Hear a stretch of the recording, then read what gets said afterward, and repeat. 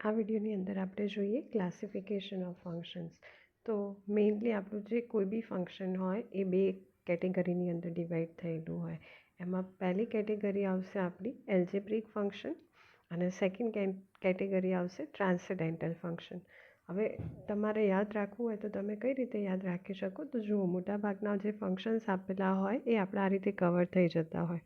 જેમ કે અહીંયા આપણે આ રીતે શોર્ટ ફોર્મ યાદ રાખીએ કે LIATE. આ એકચ્યુઅલી ઇન્ટિગ્રેશન માટે છે, એના જે એક્ઝામ્પલ આપણે કેલ્ક્યુલેટ કરીએ, પણ હાલ આપણે ફંક્શનને યાદ રાખવા માટે આ શોર્ટ ફોર્મ્યુલા યાદ રાખીશું. એની અંદર શું આવશે? તો બધા લોગેરિધમ ફંક્શન, જેની અંદર બેઝિકલી આપણને લોગ અને એની સાથે વેરિયેબલ અથવા એનું કોઈ બી ફોર્મ આપેલું હોય. ધેન ટી એટલે ટ્રિગોનોમેટ્રિક ફંક્શન્સ, જેમાં આપણને સાઇન, કોસ, ટેન, કોટ, સેક, કોસેક એ ફંક્શન્સ આપેલા હોય.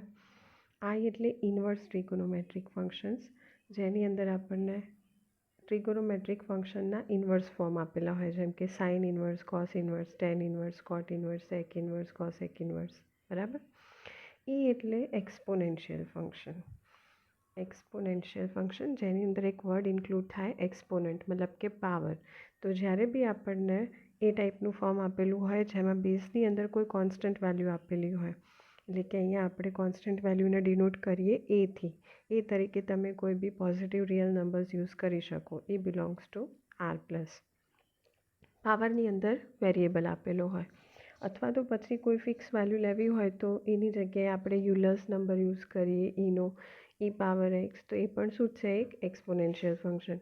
વેરિયેબલનું દરેક જગ્યાએ ફોર્મ સેમ એક્સ જ હોવું જરૂરી નહીં હોય. એક્સની જગ્યાએ કોઈ બીજો વેરિયેબલ અથવા તો એનું કોઈ બી ફોર્મ આપેલું હોઈ શકે. અને લાસ્ટમાં જ્યારે આ કોઈ કેટેગરીમાંથી બિલોંગ ના કરતું હોય તો એ શેની અંદર આવશે? એરિથમેટિક ફંક્શનમાં, જેમાં સિમ્પલી વેરિયેબલનું કોઈ બી ફોર્મ આપેલું હોય. આને કહેવાશે એરિથમેટિક ફંક્શન.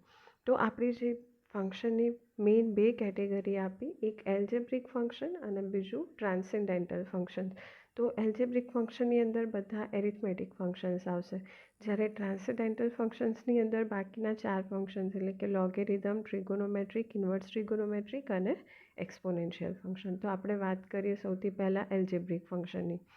તો અહીંયા એલ્જેબ્રિક ફંક્શન એટલે શું થાય? તો કોઈ બી વેરિયેબલ આપેલું હોય આપણને, અને મોટાભાગે વેરિયેબલને સિમ્બોલાઇઝ કરવા માટે આપણે એક્સ યુઝ કરીએ, ડિનોટ કરવા માટે વેરિયેબલ તરીકે એક્સનો યુઝ કરીએ. તો વેરિયેબલ આપેલો હોય, એના પાવર તરીકે આપણને કોઈ આ રીતે ઇન્ટીઝર વેલ્યુ આપેલી હોય, અથવા તો ઘણી વખત આ રીતે ફ્રેક્શનલ નંબર, મતલબ કે સ્ક્વેર રૂટ અથવા તો ક્યુબ રૂટ આપેલું હોય. બરાબર.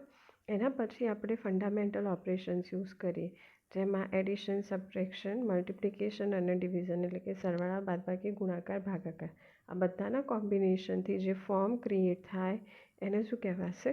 Algebraic function. તો અહીંયા આપણને આ એલ્જેબ્રિક ફંક્શન્સના થોડા એક્ઝામ્પલ્સ આપ્યા. હવે એ એલ્જેબ્રિક ફંક્શનને આપણે બીજી 3 સબ કેટેગરીમાં ડિવાઈડ કરીશું. તો સૌથી પહેલી કેટેગરી શું આવશે? જેને આપણે કહીશું પોલિનોમિયલ ફંક્શન્સ અથવા તો રેશનલ ઇન્ટ્રીગલ ફંક્શન. બરાબર. એનું સ્ટાન્ડર્ડ ફોર્મ થાય આ રીતે પોલિનોમિયલ ફંક્શનનું, કે a0 + a1x + a2x² + up to +an × x power n = 0. તો અહીંયા આપણે લઈ લઈએ એ ફોર્મ અને જોઈએ કે એમાંથી અલગ અલગ કેટલી ટાઈપના ફંક્શન્સ આપણે ક્રિએટ કરી શકીએ. તો એનું જે સ્ટાન્ડર્ડ ફોર્મ હોય એને ડિનોટ કરવા માટે, કારણ કે પોલિનોમિયલ ફંક્શન એટલે અહીંયા આપણે p યુઝ કરીએ, એમાં હાઈએસ્ટ ઓર્ડર આપણે n સુધી લઈ જઈશું. n તરીકે આપણને પોઝિટિવ ઇન્ટીઝર વેલ્યુ આપેલી હશે. બરાબર. અને વેરિયેબલ આપણે યુઝ કરીએ એક્સ, એટલે આને આ રીતે ડિનોટ કરાશે pn ઓફ એક્સ. અને એનું જે ફોર્મ હોય એ કઈ રીતે લખાશે? તો એ લખાશે a0 + a1 × x + a2 × x², બાકીના એક્સ્ટ્રા ટર્મ્સ એને આપણે અપ ટુ કહી દઈએ, પ્લસ લાસ્ટ ટર્મ થશે આપણું an × x પાવર n. આપણું ફંક્શન ઇક્વેશનમાં કન્વર્ટ કરવું હોય તો = 0. બરાબર. તો અહીંયા જે આપણને a0, a1, a2 up to an એ શું છે? અનનોન કોન્સ્ટન્ટ, જેની જગ્યાએ એકચ્યુઅલમાં તમને જ્યારે કોઈ ફંક્શન આપેલું હોય તો ત્યાં કોઈ કોન્સ્ટન્ટ માટેનો સિમ્બોલ અથવા તો નંબર્સ યુઝ કરેલા હોય. વેરિયેબલ તરીકે અહીંયા આપણે લીધો એક્સ, અને એના પાવર તરીકે હંમેશા આપણને શું આપેલું હશે? એક પોઝિટિવ ઇન્ટીઝર વેલ્યુ. તો આપણે એને કહીશું nth ઓર્ડર પોલિનોમિયલ ઇક્વેશન, કારણ કે એમાં હાઈએસ્ટ ઓર્ડર આપણો કેટલો જ છે? n. હવે આ જે આપણે કોન્સ્ટન્ટ વેલ્યુ આપી સ્ટાન્ડર્ડ ફોર્મની અંદર, એ કોન્સ્ટન્ટ વેલ્યુ શું છે, વેરિયેબલ જોડે મલ્ટીપ્લાય થયેલી, જેને વેરિયેબલનો કોએફિશિયન્ટ કહેવાય. બરાબર. કોઈ બી કોન્સ્ટન્ટ વેલ્યુ જે વેરિયેબલ સાથે મલ્ટીપ્લાય થયેલી હોય કોઈ ફંક્શનના ફોર્મમાં, એને આપણે શું કહીશું, એ કોન્સ્ટન્ટનું કોએફિશિયન્ટ. તો જ્યારે કોએફિશિયન્ટની વેલ્યુ આપણે 0 ધારી લઈએ, જેમ કે આખું જે ફોર્મ આપણને આપ્યું એમાં અમુક કોએફિશિયન્ટની વેલ્યુ આપણે 0 લઈએ, તો અહીંયા આપણે ધારી લઈએ કે જો A2ની વેલ્યુ 0 હોય, A3ની વેલ્યુ 0 હોય અને છેક AN સુધીના બધા જ અનનોન કોન્સ્ટન્ટની વેલ્યુ આપણે ફિક્સ કરી દીધી, નોન કરી દીધી, અને એ વેલ્યુ બી કેટલી લીધી, 0 લીધી. તો જો એ વેલ્યુ 0 હોય તો એને આપણે વેરિયેબલ સાથે મલ્ટીપ્લાય કરીએ તો આખું જે ટર્મ હોય આપણું શું થઈ જાય, 0 થઈ જાય. તો અહીંથી આપણે એને 0 ધાર્યા A2થી, એટલે આ ટર્મ 0 થઈ જાય, એના પછીનું ટર્મ 0 થઈ જાય, અને છેક સુધીના બધા જ ટર્મ્સ કેવા થઈ જશે, 0. તો આપણું જે ઇક્વેશનનું ફોર્મ હોય એ ખાલી કેટલું બને, તો એ થશે A0 plus A1 into x is equal to 0. આને કહેવાશે લિનિયર ઇક્વેશન, કે જેમાં વેરિયેબલનો હાઈએસ્ટ પાવર કેટલો હોય, 1 હોય. જે ઇક્વેશનની અંદર વેરિયેબલનો હાઈએસ્ટ પાવર 1 હોય એનાથી આગળ બીજું કોઈ ટર્મ આપેલું નથી જેમાં 1થી મોટું પાવર તમને જોવા મળે. તો એટલા માટે આને કહેવાશે લિનિયર ઇક્વેશન. અને જ્યારે બી તમે લિનિયર ઇક્વેશન માટે ગ્રાફ ડ્રો કરશો તો એ હંમેશા એક સ્ટ્રેટ લાઇન આડી હોય, ઊભી હોય કે કોઈ બી એંગલ બનાવતી હોય, પણ લાઇન હંમેશા કેવી હશે, સ્ટ્રેટ હશે. એના પછી આપણે થોડું ટર્મ એક્સટેન્ડ કરીએ, અને જેમ અહીંયા આપણે A2ની વેલ્યુ 0 ધારી, એ જ રીતે હવે આપણે ધારી લઈએ કે A2 0 નથી પણ A3 0. તો આપણને ફંક્શનનું કઈ ટાઈપનું ફોર્મ મળે, તો એ ફંક્શન શું બનશે આપણું, તો એ થશે અહીંયા A0 plus A1x plus A2x². બાકીના બધા જ ટર્મ્સની વેલ્યુ શું થઈ જાય, 0. આને કહેવાશે સેકન્ડ ઓર્ડર પોલિનોમિયલ ઇક્વેશન અથવા તો ક્વોડ્રેટિક ઇક્વેશન. બરાબર. કારણ કે આની અંદર વેરિયેબલનો હાઈએસ્ટ પાવર આપણને કેટલો મળશે, 2. આગળ જે આપણે લિનિયર ઇક્વેશન જોઈ ગયા એને શું કહેવાશે, ફર્સ્ટ ઓર્ડર પોલિનોમિયલ ઇક્વેશન અથવા તો લિનિયર ઇક્વેશન. એટલે પોલિનોમિયલ ઇક્વેશનને બી આપણે બે અલગ અલગ કેટેગરીમાં ડિવાઈડ કરી શકીએ. એક લિનિયર ઇક્વેશન મળે આપણને અને બીજી નોન લિનિયર ઇક્વેશન મળે. Non linear. બરાબર. લિનિયરમાં વેરિયેબલનો હાઈએસ્ટ પાવર 1 હોય એ લિનિયર ઇક્વેશન. એના સિવાયના બધા જે પોલિનોમિયલ ફોર્મ્સ આપણને મળશે સેકન્ડ ઓર્ડરથી લઈને nth ઓર્ડર સુધીના, એ બધા જ શું થાય, નોન લિનિયર ઇક્વેશન. અને એના સિવાય જે આપણે ટ્રાન્સેન્ડેન્ટલ ફંક્શન જોઈશું એમાં પણ જે બાકીના ફંક્શન્સ જેમ કે trigonometric, inverse trigonometric, exponential, logarithm, એ બધા જ શું કહેવાશે, નોન લિનિયર ઇક્વેશન્સ. બરાબર. તો હવે આપણે વાત કરીએ ક્વોડ્રેટિક ઇક્વેશનની અથવા તો સેકન્ડ ઓર્ડર પોલિનોમિયલ ઇક્વેશન. તેમાં વેરિયેબલનો હાઈએસ્ટ પાવર કેટલો હોય, 2 હોય. એનું બી ફંક્શન આપણે પછી ડિટેલમાં જોઈશું. એ જ રીતે એક એક ટર્મ આપણે એક્સટેન્ડ કરતા જઈએ, વેરિયેબલનો પાવર ઇન્ક્રીઝ કરતા જઈએ, તો આપણને અલગ અલગ ટાઈપના અલગ અલગ ઓર્ડરના શું મળશે, નોન લિનિયર ઇક્વેશન અથવા તો પોલિનોમિયલ equation. Third order પોલિનોમિયલ equation, fourth order પોલિનોમિયલ equation, તો એ બધા જ શું થાય, નોન લિનિયર ઇક્વેશન, જે આવશે આપણી પોલિનોમિયલ ફંક્શન્સની ઇક્વેશનની કેટેગરીમાં. બીજું આવશે રેશનલ ફંક્શન. એ બી એલ્જેબ્રિક ફંક્શનનું જ સબ કેટેગરીનું સેકન્ડ ફંક્શન. પહેલું પોલિનોમિયલ ફંક્શન, બીજું આવશે રેશનલ ફંક્શન. એમાં આપણને જે ફંક્શનનું ફોર્મ આપેલું હોય એ કઈ ટાઈપનું આપેલું હશે, ડિવિઝનના ફોર્મમાં. એટલે કે બે ફંક્શન જ્યારે આપણને ડિવિઝનના ફોર્મમાં આપેલા હોય, બંને ફંક્શન હશે કઈ કેટેગરીના, પોલિનોમિયલ ફંક્શનના જ, તો એને શું કહેવાશે, રેશનલ ફંક્શન. અહીંયા આપણે જોઈએ કે આ ઉપર આપ્યું અંશની અંદર એ પણ એક રેશનલ ફંક્શન આપ્યું, છેદમાં બી આપણને રેશનલ નહીં, પોલિનોમિયલ ફંક્શન. અંશમાં બી એક પોલિનોમિયલ ફંક્શન આપ્યું, છેદમાં બી પોલિનોમિયલ ફંક્શન, અને બંનેને ડિવિઝનના ફોર્મમાં મૂકીએ તો એ શું બની જાય, એક રેશનલ ફંક્શન. અને ઇરેશનલ ફંક્શન એ તો એરિથમેટિક ફંક્શનના પાવર તરીકે જ્યારે આપણને કોઈ નંબર આપેલો હોય એ ફ્રેક્શનલ હોય, મતલબ કે કોઈ રેશનલ નંબર હોય. બરાબર. તો એ કઈ કેટેગરીની અંદર ઇન્ક્લુડ થાય, ઇરેશનલ ફંક્શન. એના પછી નેક્સ્ટ જોઈએ આપણી મેઇન જે બે કેટેગરી હતી એમાંથી એલ્જેબ્રિક ફંક્શન આપણે જોઈ ગયા. સેકન્ડ કેટેગરીમાં શું આવશે, ટ્રાન્સેન્ડેન્ટલ ફંક્શન. એની અંદર જે મેં 4 ફંક્શન કીધા તમને એ 4 આવી જાય. Trigonometric functions, inverse trigonometric functions, exponential અને લોગેરિધમ ફંક્શન. બરાબર. હવે આપણે જોઈએ ફંક્શનની કેટલીક ડેફિનેશન.